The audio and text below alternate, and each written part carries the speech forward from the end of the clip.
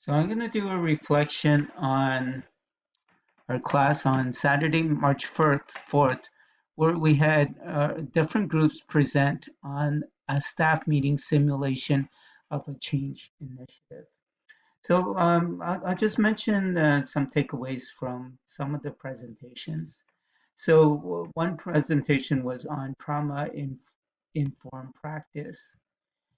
And one of the takeaways I got from this presentation here, let me just, and it was an excellent presentation. Actually, all the presentations were really good. And so and, and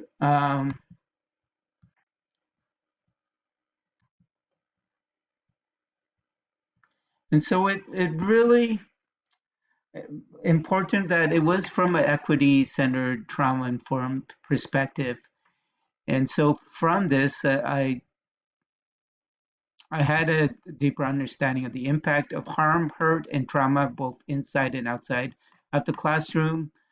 Um, Examining staff mindsets, example, bias, deficit, and savior mentalities, cultivate an approach for supporting students based in curiosity, compassion, and conditional positive regard, and build capacity for equitable trauma informed decision making. So I just want to emphasize this point. This was shared by Lisa, and so I watched this video, and it was really eye opening.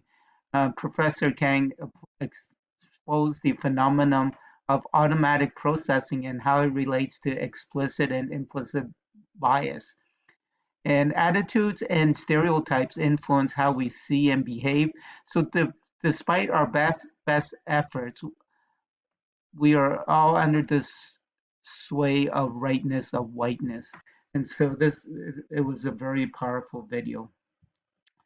Another presentation I just want to go through a little bit is the one on UDL, Universal Design for Learning.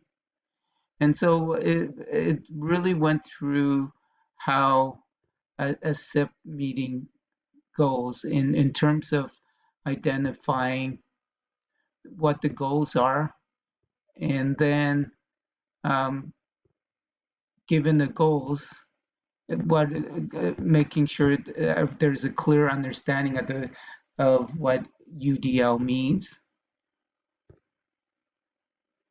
and and so I just wanted to focus on this part to share the four beliefs for UDL. All students are able to reach the high expectations set for them. Barriers to success exist in the system, not in the student. Learner variability is the norm, and self reflection helps to build lifelong learners.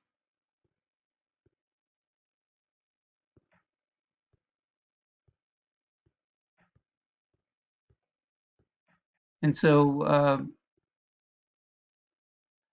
there's specific rollout and implementation. And so, what are the success factors? So I just have this Mentimeter that was that was part of the presentation. Our students will be more engaged in learning if they understand the purpose of their learning. They can choose their learning tasks, ways of expression. Staff proactively provide appropriate support to eliminate potential barriers for them. So there was also a presentation on culturally responsive pedagogy. So now that I'm going to end off and talk a bit about my group's presentation, mental health and well-being. And so, similar to the other groups, we went through what is mental health and and related to the director's action plans.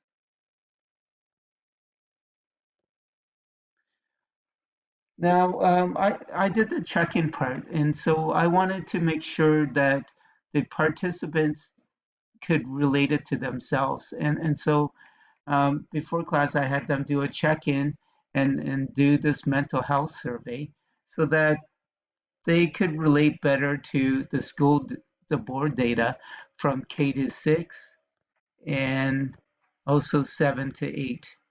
And so given this data, then we actually had went into breakout groups and had the groups come up with SIP planning. And so coming up with short-term actions, long-term actions, and any resources that are useful. And then to end it off, we did box breathing, which was we thought a really good way to end off.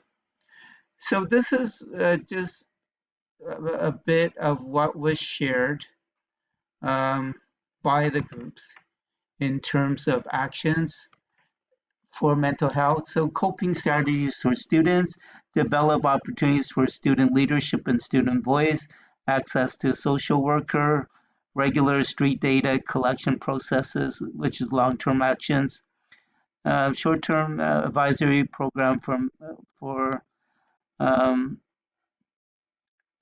and CERT teaches biweekly social emotional learning lessons, benefits students and teachers, and Compassionate Classrooms provides voice and social emotional learning in classroom routines.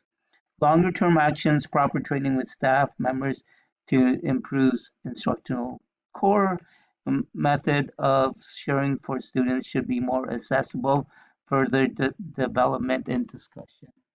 So this is just one of the groups, but it came up with very actionable recommendations, both for the short term and long term.